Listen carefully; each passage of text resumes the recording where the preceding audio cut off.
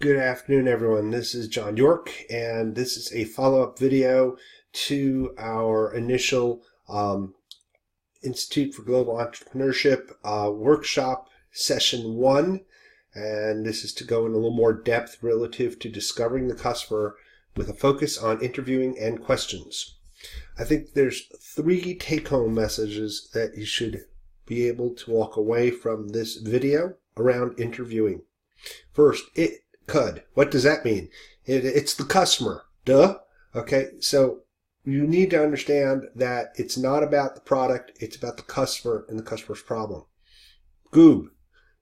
Get out of the building, as per Steve Blank. So unless you get out of the building and you talk to people, you're not going to learn what is important.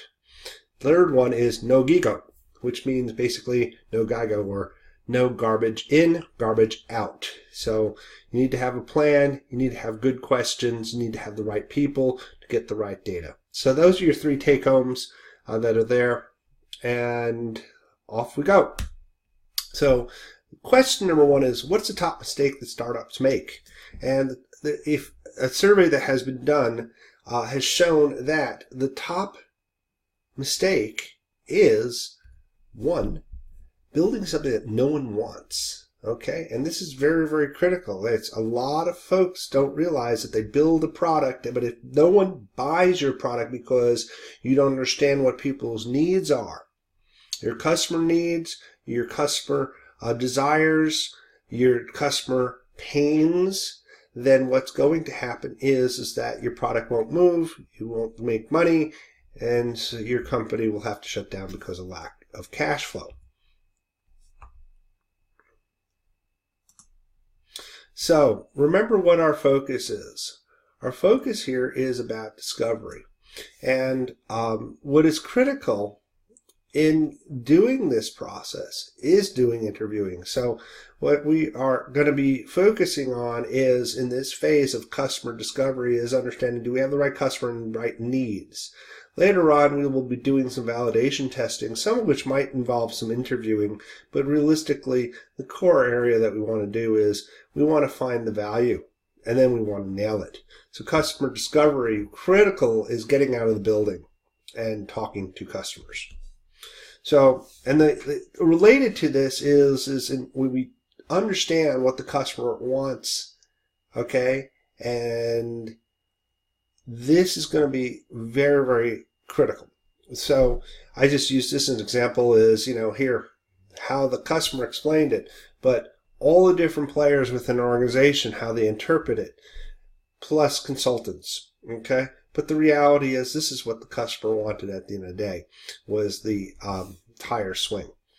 All right, so it's important that we listen to the customer. So how do entrepreneurs, I have to pose the question, how do entrepreneurs discover and confirm their business models? That's done by doing some customer interviewing. And this is where we're going to get into a little bit about the strategy and some of the tactics around this. So how do we better understand critical customer needs? Okay. First is Goob. You got to get out of the office. Okay. So Griff Constable talks about, this whole concept of, here we have in this cartoon, what? Leave the room? Well, if I were a teenage girl, and I see a lot of startups who make assumptions.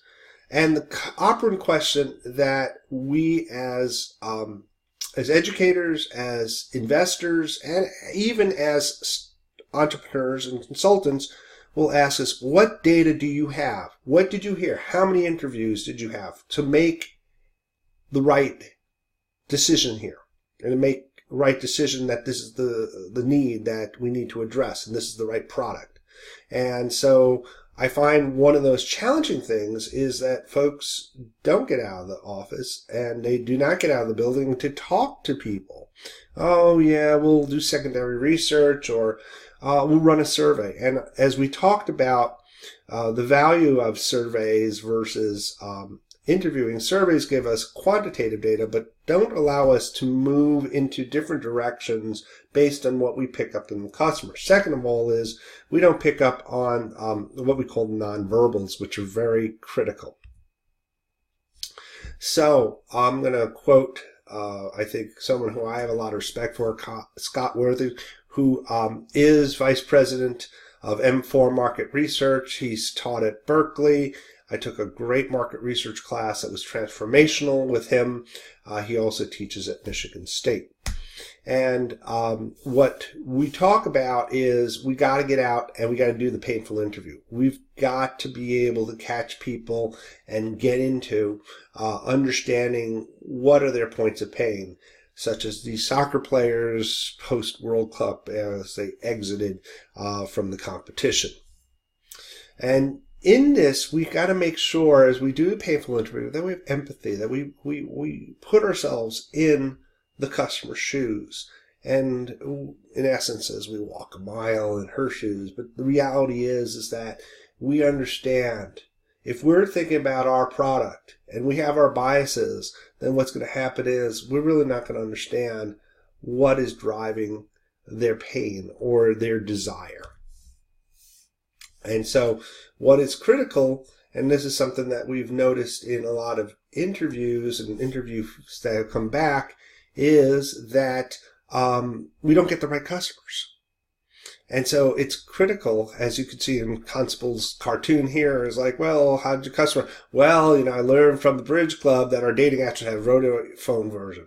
Well, maybe it's not the right target audience. So you'll hear that time and again. One of my colleagues down in San Diego, Randy Gerson, talked to my classes and who's the target customer? And that's critical because we need to know when we are developing our product that we've talked to that target customer and we really understand what is keeping him or her up at night. So when we think about the customer, and this is something that I know that Charles Zahl had talked about a little bit, is that you may have multiple customer types, okay, and that these customers, there may be multiple in terms of ones who are beneficiaries. And I saw several of the presentations last night that we talked about the user, but there are several other individuals who may be involved in decision process. Especially we see it in the business-to-business setting for like healthcare products, but also we can see it in the business-to-consumer setting where we have a very expensive spend.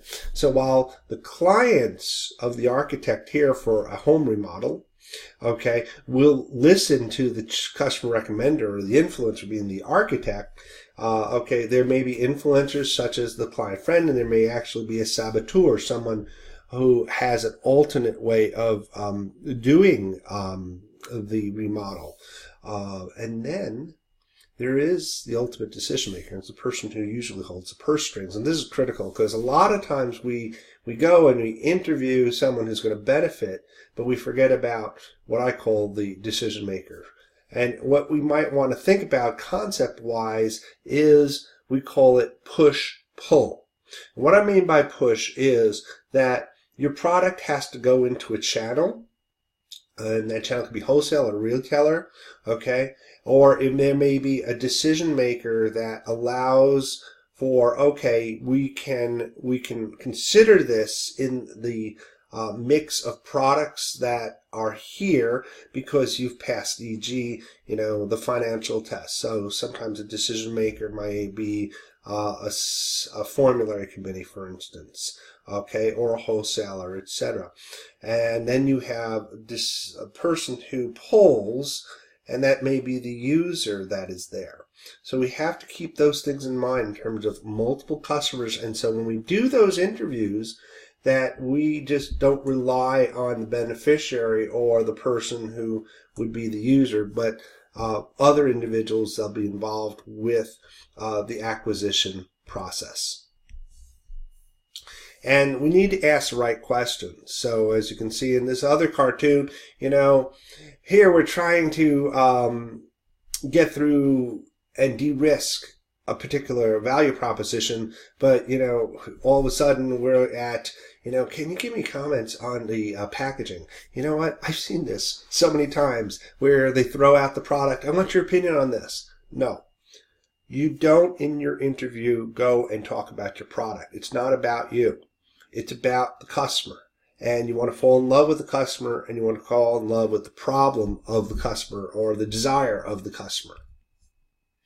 So, how do you do an interview, okay, without a script? Now, I tend to use a question guide, which has what we have broken into various categories, okay, and it helps to drive the interview process. And McKinsey uses that as well. A lot of folks do. Sometimes people get locked in to the cadence of asking questions that sounds like they're just being hammered away, and it's almost like I'm doing a survey, okay, in this interview. And what can happen is that the customer or the interviewee will shut down and just get fatigued. So one of the things that Constable talks about is talking to humans, holding a conversation. And so one of the things I learned from Scott Worthy was that a concept called the funnels. So what we have here, as I talked about this last night to the class, was you start, and literally you could do an interview without a question guide if you remember your key funnels. So the first funnel you have here, which is up on the corner on the left side, is the screening. You need to understand, asking some questions. Tell me a little bit about your life, your practice, your job. Find out, is this your target audience? Yes or no? If not, then find out maybe there's a referral to somebody who might be. Thank people for their time. Don't waste their time if they're not the right interviewee. And then you sort of segue into what I call softballs and attitudes. Say you're into diving. I think we have one team that has a value proposition in the diving space. So attitude, why are you into it? Tell me about your attitudes around this, and from there, what you're trying to just do is just understand the why and the motivation.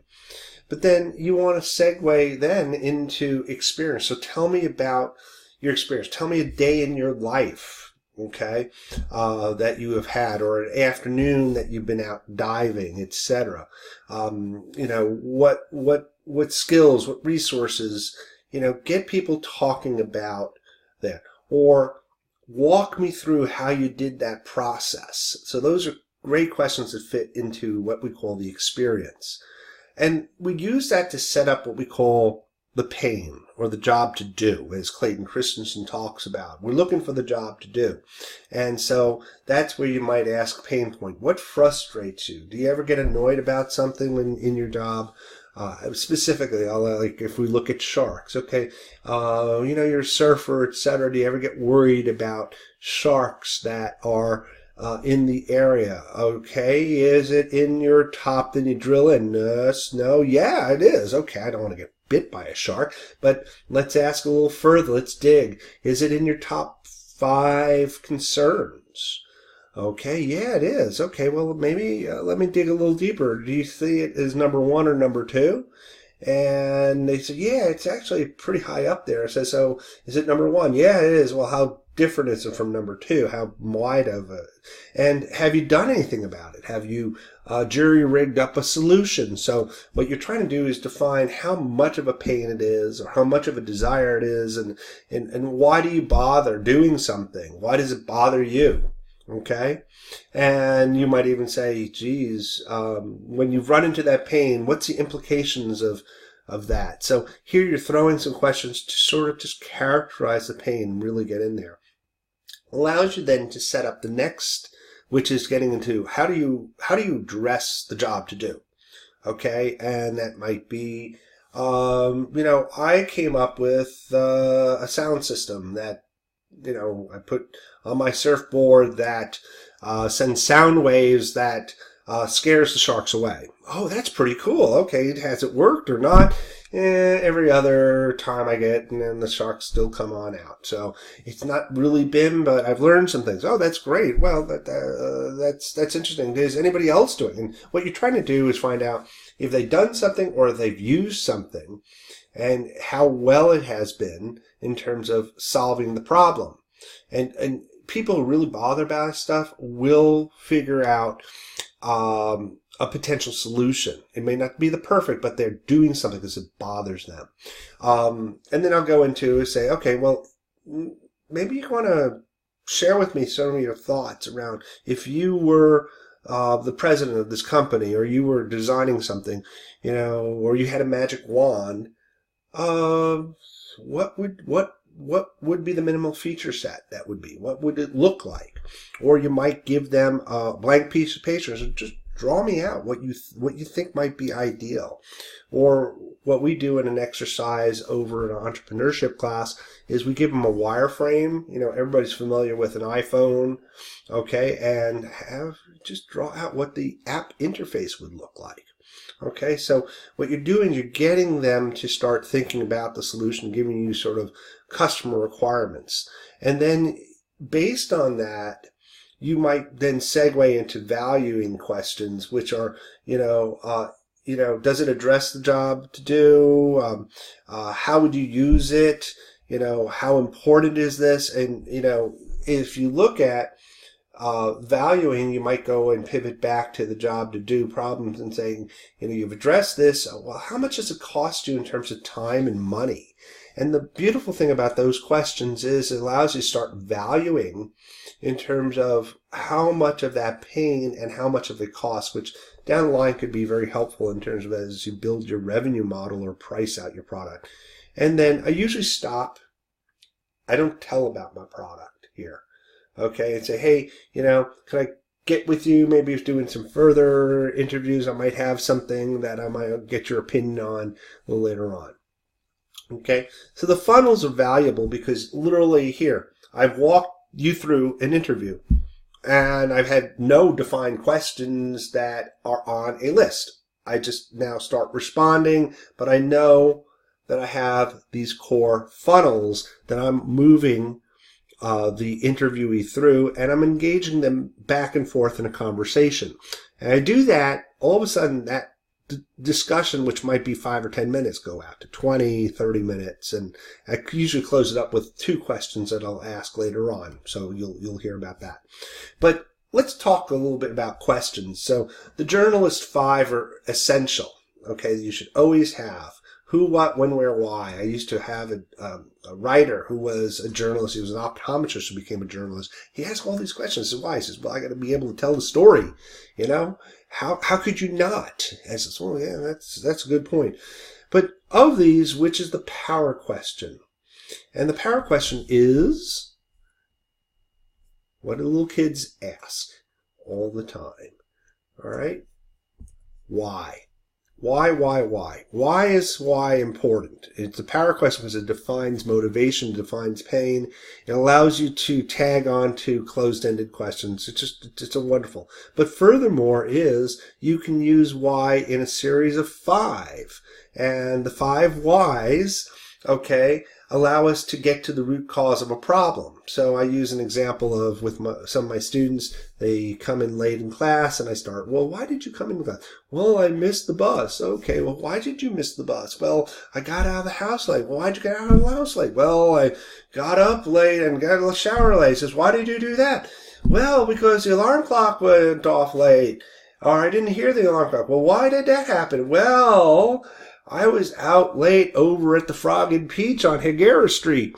Oh, I think I found the root cause of the problem. You were out a little bit too late last night and forgot about setting your alarm clock, which set off this whole series of problems. So the problem is that I have to address is how do I get you home early so you could be on class on time. So there are other types of questioning strategies such as open-ended and closed-ended. Value of open-ended is it allows for elaboration. Okay, it allows for a discussion. You always, if you think about closed-ended, it's like you can ask a question and get somebody who is just, I'm going to say, just very, very concise.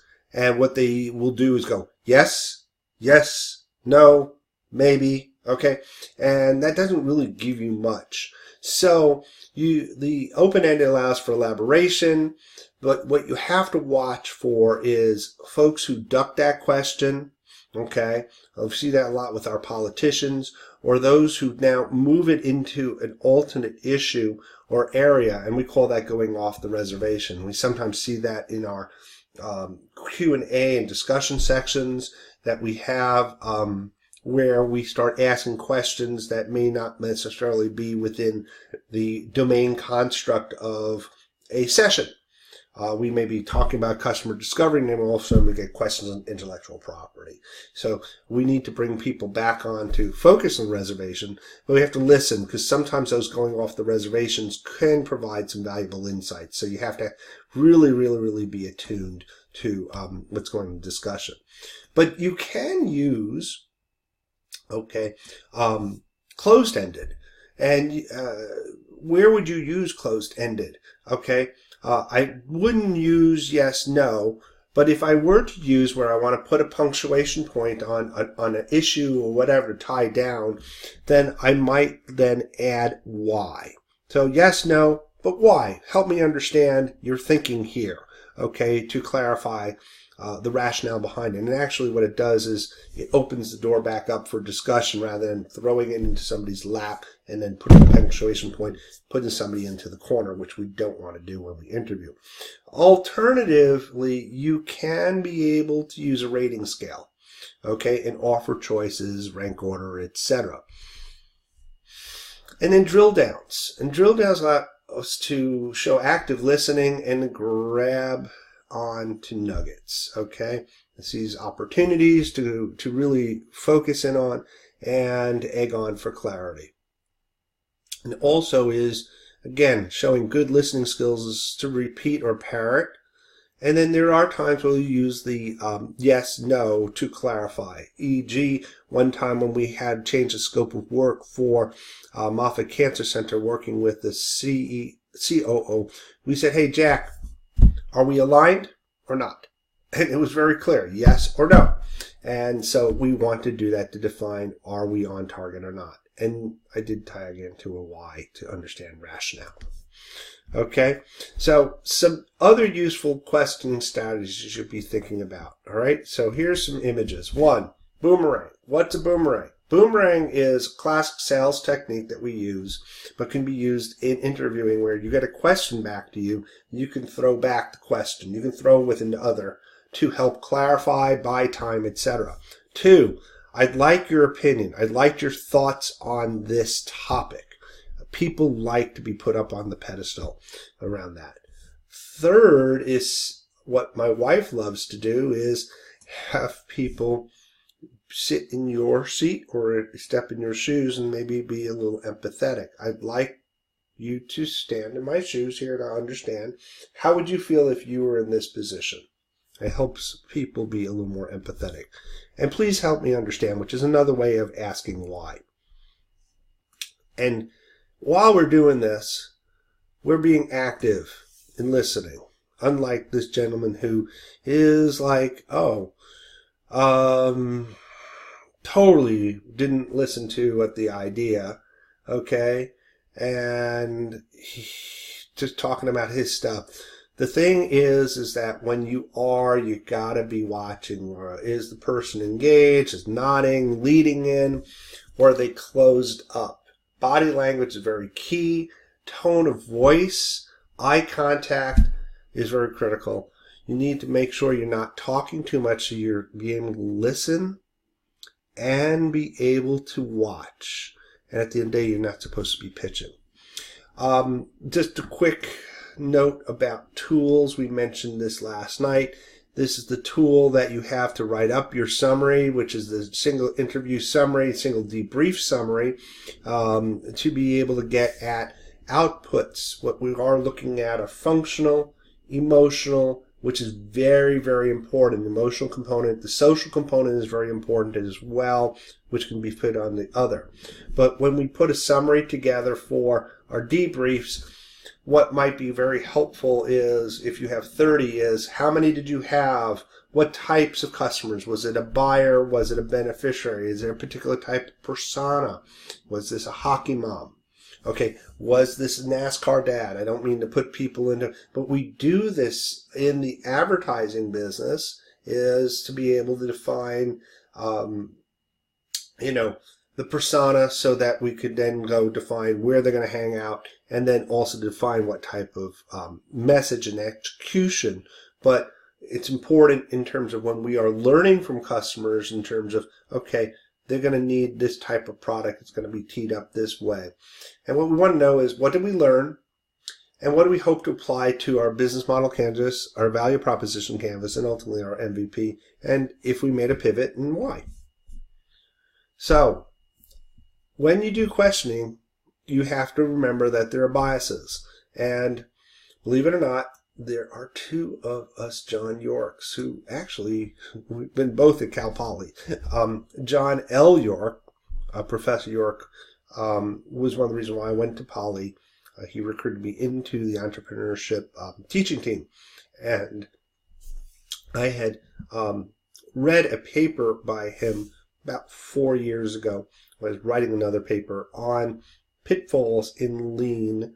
And what he had pointed out was just biases in interviewing.